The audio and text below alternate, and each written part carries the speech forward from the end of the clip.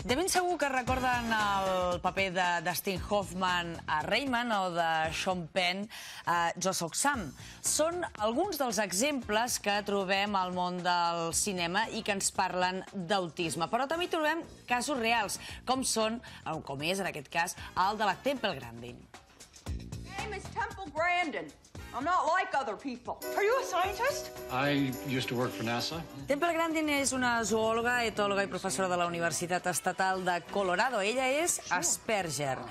És una gran defensora del benestar dels animals, sobretot dels animals explotats per la indústria ramadera. El 2010 es va filmar una pel·lícula que porta el seu nom i que va protagonitzar l'actriu Claire Danes, esperant que ajudés a moltes famílies de persones amb dificultats similars.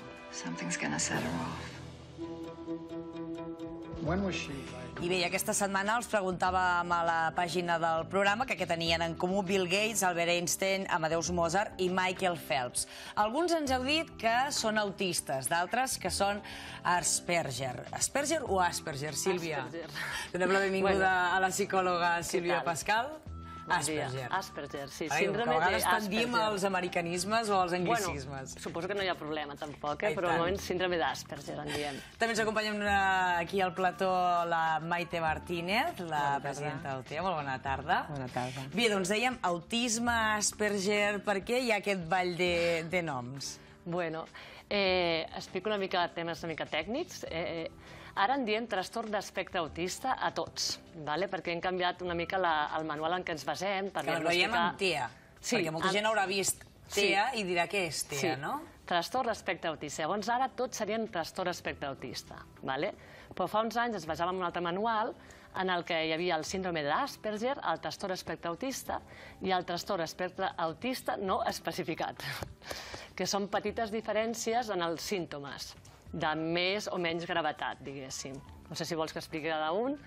Suposo que a la gent des de casa se'ls farà una mica difícil entendre el què, però sí, una miqueta perquè entenguem quins casos podrien ser més accentuats o quins potser més lleugers o menys notables, no?, als ulls d'una persona que hi pot estar davant. Vale.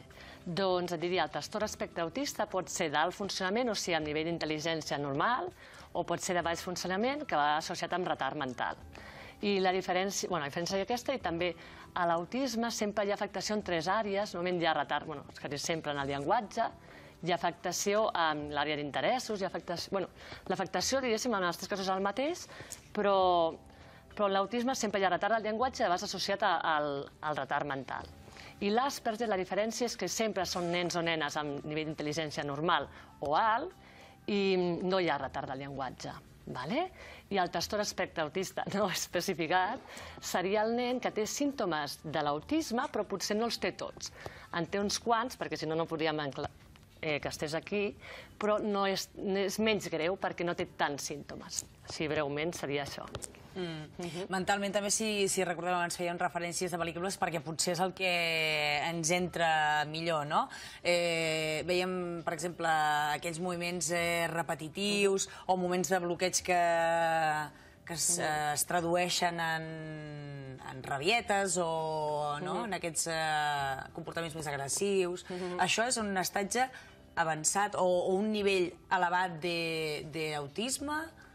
Clar, aviam, quasi tots els nens amb autisme poden tenir conducta repetitiva, com l'aleteig, aquest que hem vist moltes vegades, o que vulguin repetir conductes que volen repetir moltes vegades, o poden fer explosions. O sigui, això pot passar en qualsevol nen amb autisme, amb baix funcionament o alt. Quan dic baix funcionament vull dir retard mental, i alt funcionament vull dir amb intel·ligència alta, diguéssim. Però pot passar en tots, però com més greus, més passa.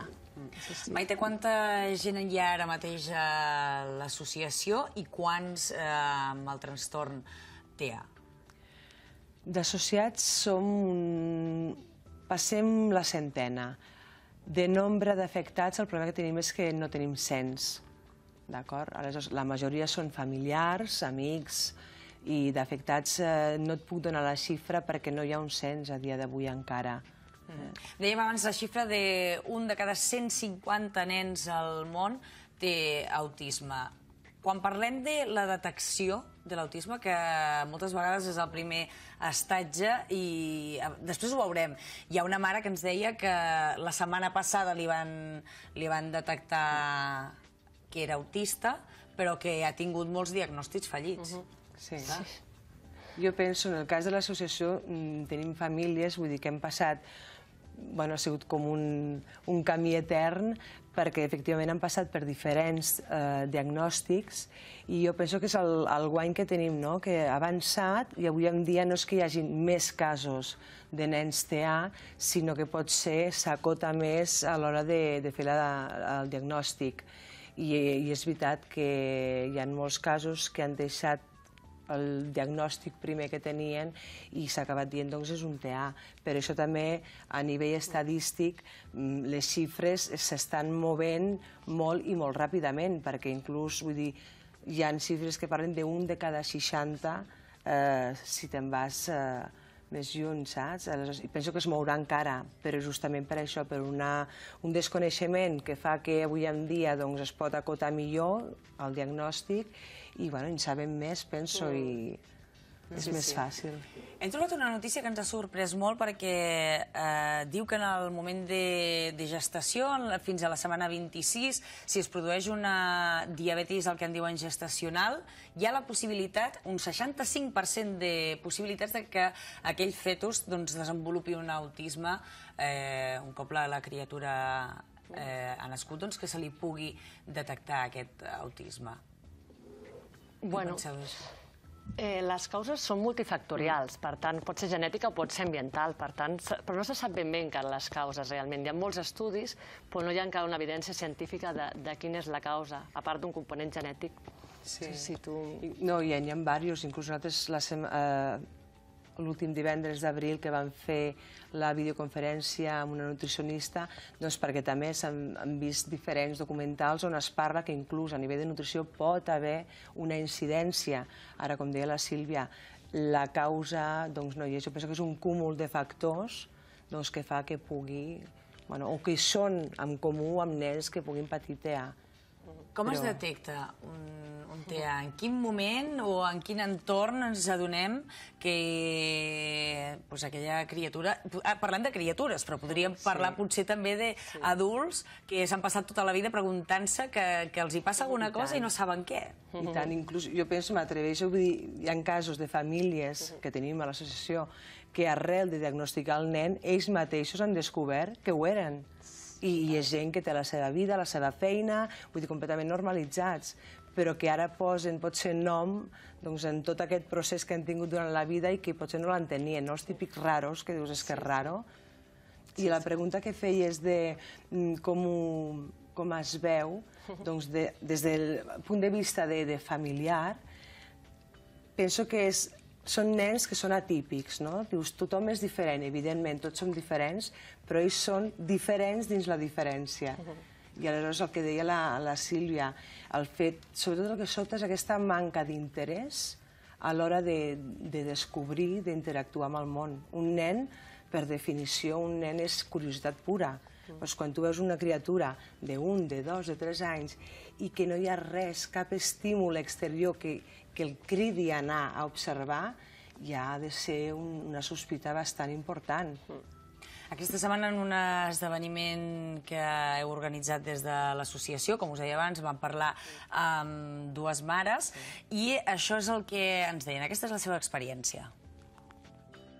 Para mí es nuevo y bueno, que exista esto en Andorra también me da tranquilidad porque he encontrado un sitio donde puedo resolver dudas, preguntas y puedo estar apoyada por padres que están en la misma situación que yo y sobre todo lo que me decía ella, la directora, que bueno, que todos pasamos por esto y empezamos un camino largo y nada, que yo estoy un poco asustada por todo lo que, pero al encontrarme con gente que està en mi misma situació és un alivio.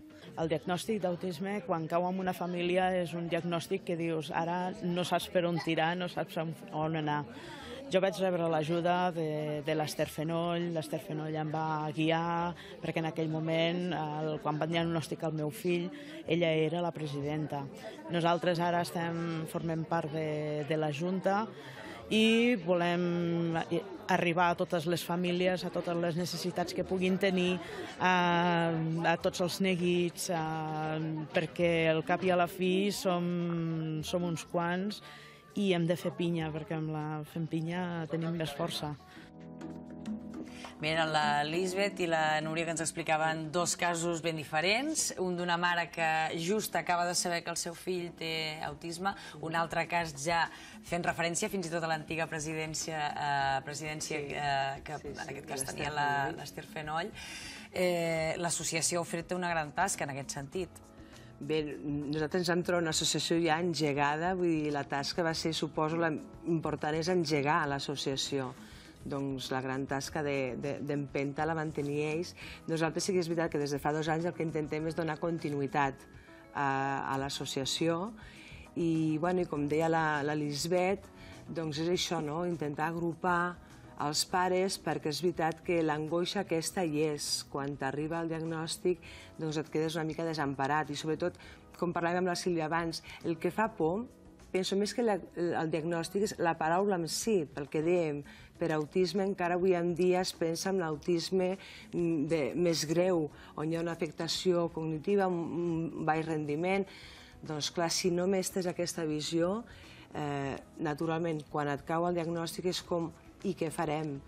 Aleshores, si tens la sort de trobar un grup on digues, no estic sol, hi ha més gent, ens passa el mateix, pots compartir estratègies, podem intercanviar estratègies, i quan ens anem trobant, de vegades és allò que dius, un anima l'altre, el dia que un està de capa caiguda, jo que dius que no me'n surto, doncs sempre ens animem. Estem veient imatges de l'activitat que dèiem va organitzar aquesta setmana amb robòtica, una de les maneres que us va proposar l'empresa Andorra Robots, per exemple, en aquest cas, de tenir aquesta eina per treballar. I fins i tot comentàveu, ho vam veure a les notícies, que seria bo tenir algun giny d'aquests per poder treballar, no? Sí, nosaltres, quan ens van venir a veure, ens va semblar, ho desconeixíem, i sí que vam trobar que era una proposta molt interessant. El que, evidentment, com a associació, no és una associació professionalitzada i, senzillament, són pares. Aleshores, no és una joguina que puguis tenir un armari i deixar-la en préstec. Aleshores, vam pensar que seria una bona idea organitzar una presentació, convidar els diferents estaments que pogués interessar, i nosaltres el pas següent seria elaborar una proposta i pensem que podria ser una bona eina per dotar-ne a salut mental, i és un recurs més al fi i a la cap. Igual que vas a fer la teva sessió amb el psicòleg o que vagis a fer una sessió de teràpia ocupacional, doncs tenir, si creiem que és viable, tenir l'opció de treballar amb robòtica, per què no? Treballar en robòtica, formació a les escoles també, perquè és una dels apartats que porteu en aquesta empenta que esteu agafant d'aquesta nova presidència. Estem molt satisfets perquè, de fet, els objectius que ens vam fixar fa 2 anys eren fonamentalment formació, perquè em sembla que estem tots d'acord que el primordial és la detecció precoç, i això passa per formar la gent que treballa amb els nostres fills. I, evidentment, vam començar el primer any per preparar unes xerrades. Hem tingut la sort que hem tingut sempre gent, hem trobat gent que vulgui col·laborar, en aquell cas la Lara Fortó, la Míriam Fernández, que són psicòlogues, es van encarregar de fer les xerrades. El pas següent va ser elaborar una proposta formativa, que en aquest cas vam tenir la sort que la Sílvia ens hi va ajudar. I bé, l'octubre passat va ser quan vam anar a Ministeri, i la veritat, estem molt satisfets perquè, tot i que sempre hem confiat, perquè penso que tenim la sort que Andorra Govern ha fet sempre una aposta per una escola inclusiva, un model educatiu inclusiu, i això ho tenim a favor. Però no ens esperem que fos tan ràpid. De què es tractarà aquesta formació? Bueno, seran uns tallers pels mestres en què el programa és una miqueta d'ensenyar-los totes les característiques de l'autisme, per lo que dèieu abans, de com fer la detecció, doncs ensenyar les àrees principals que els nens tenen afectades, que aprenguin a observar. Si n'hi ha un petitó i ja ho veiem, farem detecció precoç. I ens interessa molt que ens sàpiguin per observar, no per diagnosticar, perquè diguéssim que Se li pertoca, no li pertocaria no? al mestre aquesta responsabilitat, però sí observar i detectar sí que és molt bo. Llavors també pot avisar l'equip de psicopedagogia i llavors ens el poden derivar a nosaltres o qualsevol professional del país per poder fer una bona avaluació i fer una intervenció precoç, que és el que voldríem. I l'altra part és d'ensenyar-los eines per com intervenir a l'escola, que creiem que això els hi pot ser francament útil, perquè de vegades són nens molt difícils, i si tu saps fer-ho, saps com ho has de fer i l'entens bé, pot millorar moltíssim el nen i tothom. I podem fer que un nen amb un pronòstic difícil passi a ser un nen força normalitzat. Abans, parlant amb la Sílvia, durant la setmana, comentava que això és una idea que va sorgir arran de l'escola de pares que es feia a l'hospital. Sí. Sí, a l'hospital hem engegat una escola de pares perquè ara ja comencem a tenir bastanta població diagnosticada d'autisme i hem vist que està demostrat científicament que ajudar els pares a donar eines millora molt l'evolució i a part l'angoixa del pare, perquè és molt important poder-li dir, mira, el teu nen té això, que l'entenguin i sàpiguin què fer. Això canvia moltíssim, la Maite igual us pot afegir alguna cosa perquè ell va poder assistir i... Sí, jo penso que és fonamental, perquè com a pares és el que dèiem abans, et trobes desemparat i sovint et trobes amb conductes que no entens perquè hi ha aquestes reaccions i tampoc saps reconduir-les. Aleshores, és una molt bona manera quan t'expliquen què li està passant i com ho pots fer per moderar-ho o inclús per evitar-ho, perquè hi ha una part molt important d'anticipació. Aleshores, és veritat que és fonamental. Des de Salut Mental es treballa específicament amb autisme? Bueno, fins ara hem estat treballant una mica sobre la marxa, vull dir que al principi hi havia pocs nens, cada vegada hi ha més detecció, per tant cada en tenim més, i hem anat creant recursos en funció de les necessitats. Llavors ara fem treball individual i avaluació, i hem engegat escola de pares i hem engegat tallers. Però com que estem augmentant la demanda i la idea, gràcies també a l'associació, és que cada cop fem més detecció i poder ajudar el país a tothom a que entengui què és l'autisme i a detectar, la idea des de Salut Mental, des del SAS, seria engegar un programa per atendre els trastorns del neurodesenvolupament, per entendre'ls cada vegada millor des de l'evidència científica. Per cert, estem veient uns dibuixos que ens va recomanar la Sílvia, és Hugo, un amigo con Asperger, uns dibuixos que ens podrien servir ben bé per explicar als nens què passa quan tenen un amic que té, en aquest cas, Asperger, no? Sí, està molt bé aquest vídeo. Quines eines, en aquest cas, ens comentaves ara, poder tenir a la llarga, poder tenir una unitat especial? Sí, un programa especial per treballar aquests nens amb trastorn del neurodesenvolupament, perquè l'autisme seria això. L'autisme, el TDAH, són trastorns del neurodesenvolupament que són des que són petitets els nens, que ja veus una afectació. Què hi entraria en aquesta unitat? Què s'hi faria? Bueno, això és molt nou, això és una prioritat des del SAS, des de Salut Mental, encara no ho hem pogut crear, però estaria... O sigui, hem començat a fer cosetes i la idea, si es pogués fer, seria donar recursos a aquests nens, o sigui, estudiar bé quins són els recursos necessaris perquè aquest nen tingui una atenció global. Intentar, almenys des del SAS, poder garantir que aquests nens estan atesos globalment, des de l'escola, des del que puguin necessitar, si escola de pares, si tallers, si ensenyar aquests educadors a saber-ho com fer, que això s'està començant a fer ara. Bueno, estudiar-ho bé per poder donar el que necessiten, per ensenyar-los estratègies i prevenir. Maite, aquella gent que es vulgui posar en contacte amb vosaltres, que us vulgui fer alguna consulta, que us vulgui demanar recursos, on us troben?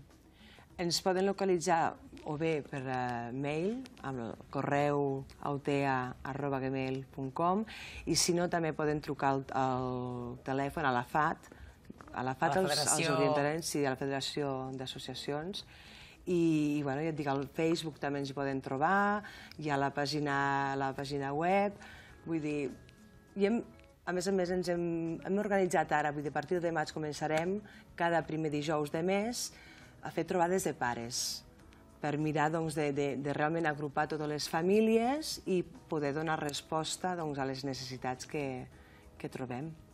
Per cert, hem de dir que des d'aquí enviar-li una abraçada al Toni, que finalment avui no ha pogut estar amb nosaltres, que ens havia d'explicar el seu cas, un noi Asperger que està estudiant a la Seu, però bueno, que finalment no ha pogut venir, però que des d'aquí li enviem una abraçada molt gran.